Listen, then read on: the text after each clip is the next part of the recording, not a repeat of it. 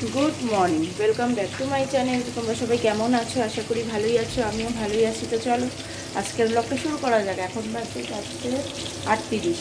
আমি উঠেছি 4টের সময়। উঠে আমার যা যা কাজ সব হয়ে গেছে। আমি ভাতও বসিয়ে দিচ্ছি, ভাত প্রায় হয়ে এসছে, ফুটে উঠবে। এখানে দেখো আমি আলু ভেজে নিয়েছি মাংসের। আর এই দেখো আমি ফোড়ন দিয়ে দিয়েছি, গোটা গরম মশলা, জিরে, শুকনো লঙ্কা দিয়ে পেঁয়াজটা দিয়ে ভাজছি। আর এই যে মশলা আমি করে রেখেছিলাম, এই যে মশলা। আর এই যে মাংসটা দেখো ধুয়ে রেখেছি। তো চলো দেখতে থাকো।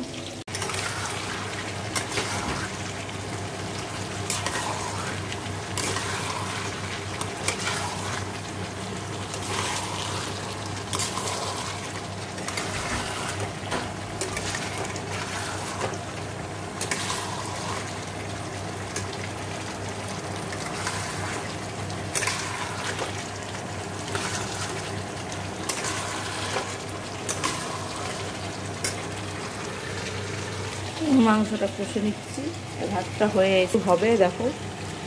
তো চলো একটু কষে জল ঢেলে দেবো। দেখো এই যে পরোটা বানানো হয়ে গেল, আর মাংসটা আমার হয়ে গেছে, তারাও দেখাচ্ছি। এই যে হলো চিকেন। তো পরোটাগুলো এই বক্সে ভরে দেবো। দেখো আমার এদিকটা সব পরিষ্কার হয়ে গেছে, আর খাবার দাবার সব এখানে রেখেই দিই। তো এবার আমি স্নানে যাব। তো চলো স্নানটা করে আসি, তারপরে আবার কথা হচ্ছে। দেখো স্নান টান তো হয়ে গেছে, স্নান করা হয়ে গেছে, অনেকক্ষণই হয়ে গেছে। সোনা বাবা এই যে দেখো বসে আছে, সোনা বাবাও রেডি। তো এবার ওকে নিয়ে স্কুল যেতে হবে।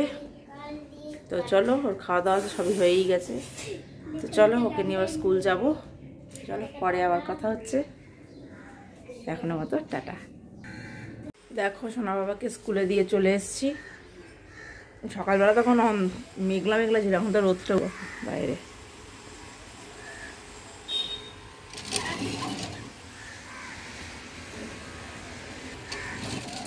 তোকে তো স্কুলে দিয়ে আসলাম, আর আমাদের এই যে এগুলোই খাওয়া হবে। তো চলো খেয়ে দিয়ে নিই, পরে আবার কথা হবে। দেখো আমি খেতে বসে পড়েছি। সোনা বাবা ওই যে খাওয়া হয়ে গেছে, স্কুল থেকে তো চলেই এসছে। তো চলো আমি খেয়ে। আর এই যে ভাত থালায় নিয়ে নেবো, সাথে পেঁয়াজ কেটে নিয়েছি এই যে। তো চলো খেয়ে নিই, তারপরে আবার কথা হবে। তো চলো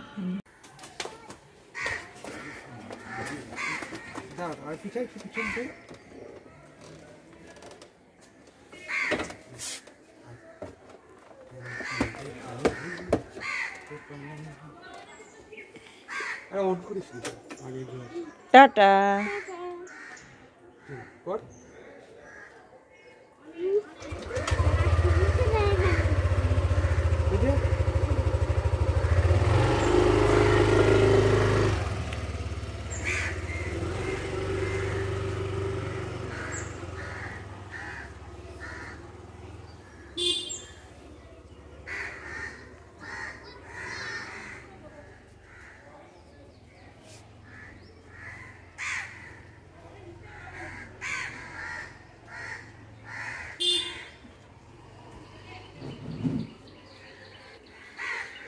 দেখলে সোনা বাবা পড়তে চলে গেল।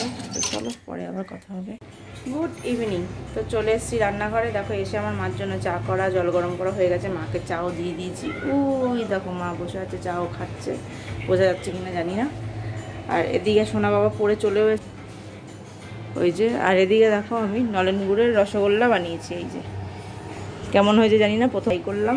কেমন কোনোদিন রসগোল্লা টোল্লা বানাইনি, জানি না কেমন খেতে হবে, সেও জানি না।